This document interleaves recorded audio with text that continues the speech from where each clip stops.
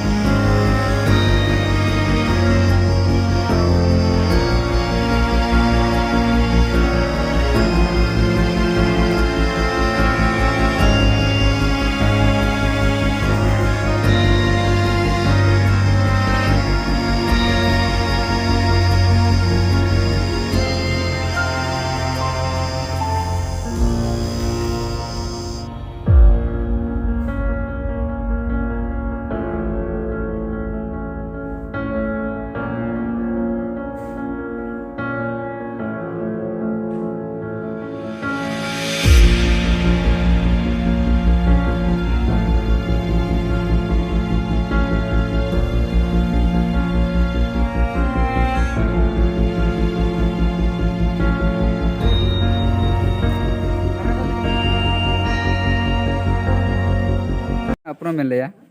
अल्लाह नितुम संगीता मुर्मू अलिन दलिन hedge कना कुठिया खन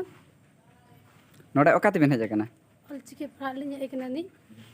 बिने डेमो लिन हेज कना नी ना तो सेंटर दो ओकारे बाजार लेता बहा मास्तबा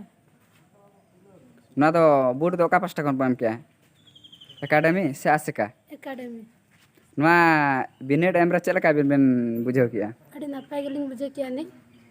अबिन बुझाव तर बिन एम किया अबिन कालम खान के तिनंग गिद्रा गते बिन हिजवा ना मास्तपा हज अलिन 10 लोग गते बिन हिजवा नी हां अडी सरा इटा बिन उपरो मिल लिया अलिन दो अंजलि मुर्मू एकना नी पुन्ना पण खना नोटे दो बिने डेम बिन हेज कना होय हेज कना ली बिने डेम रे चलका बिन बुझाव किया अडी बेस अडी नपाय तेहन तो मुचेद माह रे बिनेट ताहे कना होय बिनेट माह रे मुचेद रे चेद बिनेट ताहे कना एलका बिनेट ताहे कना आर चेद ताहे कना आर हिस्ट्री तिना रे बिन एम किया न तनला चनच मैट्रिक स्टैंडर्ड मैट्रिक बिन एम किया नुआ इदियाते दिसम होड़ चेद सांदेस बिन माको अब जते ना मान मो दोहरे ना ऑलचिकी ऑल सेना रे ना मन मतले ᱧᱟᱢᱟ ᱠᱚ ᱠᱟᱱᱟ ऑलचिकी मिशन 2025 सेटरो कना सा शर्मा पूरा कना ओना इदियाते अबिन चे बिन रोडानी चेत इनकमा रोड ना बनु का तलिnya अलिnya इच्छा दो हुयुक कना ऑलचिकी आगोत तलिन बडया आर सनम होड़ को इनगनी ले दोहा को कना जे ऑलचिकी अब सेना तबन पे आर ऑलचिकी पढ़ा रेना मान्यता मा तबन पे अडी अडी सराव अबिन अपरो मिल लिया अलिंग दो दशरथ हेम्ब्रम मास्तपा तुरनी नाके बाबा तेहन जहाँ बिनिड नोडे हुईना मुचाद माह रे बिनिड एमाते नोडे चलका बुझेना और ओना इदियाते चेद बिन बिन रोड़ा तेहन नोआ दे मिनिट एमो हुईना अड़ी रस्के लगी दिन बुझाइया अदो नो जे हाँ 2025 सुदते गुरु गंके नोआ बिनिड चिकी ओडक ले ओना 100 वर्ष पूरा कान खातिर ओनाते जतो हल गे सेचेदो लगी दिसे और ओनागे उइहर बना ओना खातिर ते नोआ लगी गुरु गंके जहाँ लेका सिखनत और जुमिद बेगर चेद कमी बांगया पूरा एकाल जोतात रे कथा रोड़ा का से बांगे जथात गया ओना कथा अड़ी अड़ी साराव के बिना उपन में लेया अलिया उपरुम दो हुई कना लक्ष्मण हेम्ब्रम पाँचमणिया टोला बिनिड एमा बिन हेलन नोडे बिनिड एम टिंग हेलन तहन दो 9 तारीख के तेहन तो मुचाद माह रे बिनिड कना तेहन दो मुचाद माह रना बिनिड कना परीक्षा तीना चानच रे बिनान किया अलिंग दो पुइलू क्लास माने दो पंचम श्रेणी लिंग एम का पंचम श्रेणी के पुइलू शर्मा अलिंग बिनिड लिंग दुड़ुब कना माड़ांग करे खज दो औरी लिंग दुड़ुब गया अदो अलिंगा डेजिग्नेशन दो एक्चुअली हुई कना उड़िया मीडियम रिन मास्टर कना लिंग और उड़िया गिद्रा जनरल गिद्रा लिंग पढ़ाव को और ओना हिसाब ते अब सांताल कुरिन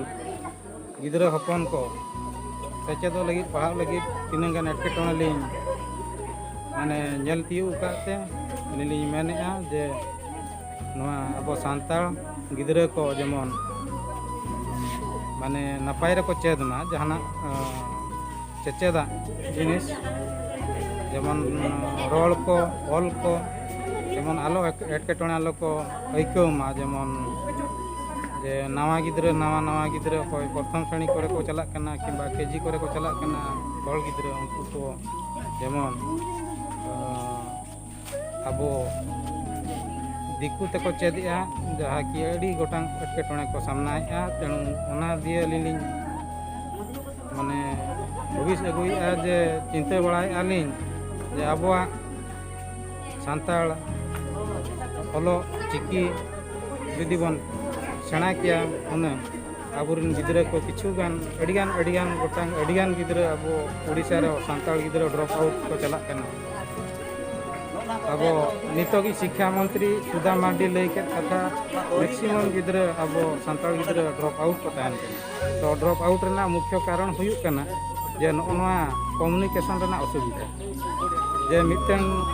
फैमिली खज बिलोंग्स कोई गिद्रा उनी मिटन भाषा लैंग्वेज मदर टंग चेक करते और स्कूल ले और मिटन लैंग्वेज चेदा मिटन बोझो प्रकार हुयुक कान लेका बुझाव कना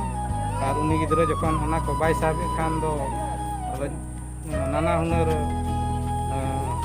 मास्टर रोल की ये माने चेकिंग में ना दंडो को की ऑलचिकी पढ़ा तो निहती लगती कना ऑलचिकी पढ़ा दो अलिया जहां भविष्य की गया निहती पढ़ा दरकार कना एदा आबवा लई लक्चर हरिचड़ी संस्कृति परंपरा को बांचाव दोहो लगी आबवा रोल किछि आदोक कना दिकु रोल सला मेसा चलाक कना ओनाते अलिनी मेनेआ जे सांताल चिकी को निहती चेद दरकार कना और सांताल ओलो निहती चेद दरकार कना अड़ी अड़ी सारा